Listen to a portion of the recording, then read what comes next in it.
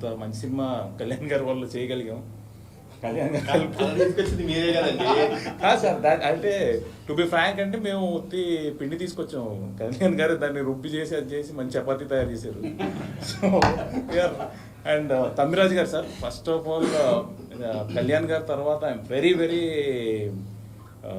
Grateful for Tammiraju గారు అండి. ఆయన చాలా భుజాల మీద వేసుకుని కొత్త ప్రొడక్షన్ హౌస్ బాగా గైడ్ చేశారు ఆయన.